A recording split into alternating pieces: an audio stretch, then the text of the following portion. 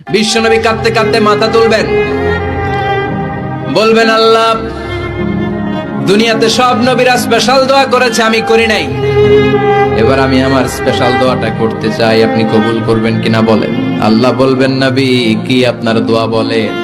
বিশ্বনবী বলবেন, আমার একটা উম্মত যার অন্তরের মধ্যে যাররা পরিমাণ ঈমান আছে, একবার আপনারে আল্লাহ বলে ডেকেছে, একবার আমি বিশ্বনবীর উপর দুরূদ পড়েছে, একবার শাহাদাতের বাণী আমার যে গুনাহগার উম্মত দুনিয়ার বুকে থেকে ঘোষণা দিয়েছে, ওই একটা উম্মত যদি জান্নাতে ঢুকতে না পারে, আপনি আমারে জান্নাতে ঢুকাতে পারবেন না।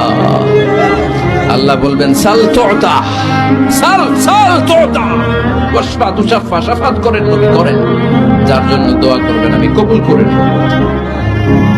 দুনিয়াতে বিশ্বনবী কম কষ্ট সহ্য করে নাই। 3 বছর শিয়াবে আবি তালেবে জেল খেটেছে। কয় বছর?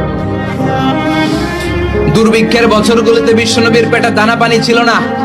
কলিজার টুকরা হাসান হুসাইন কই মাছের মতো ছটফট করেছে, জামিনে ক্ষুধার জ্বালায় বেহুশ হয়েছিল। বিশ্বনবী যদি ওই স্পেশাল দোয়াটা করতেন, জান্নাত থেকে খাবারের বস্তা পাঠিয়ে দিত কে? ওই দোয়া করছিলেন? জেলখানায় আল্লাহরে বলছিলেন, আল্লাহ স্পেশাল দোয়া করলাম, জেল থেকে মুক্ত করে দেন, করছিলেন?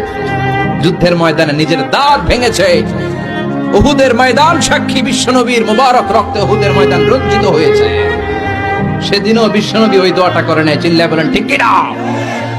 তায়েফের ময়দানে বিশ্বনবী কয়েকটা জায়গায়, 3 জায়গায় বেহুশ হলেন। বিশ্বনবীর মুবারক দেহ বেয়ে রক্ত ঝরলো।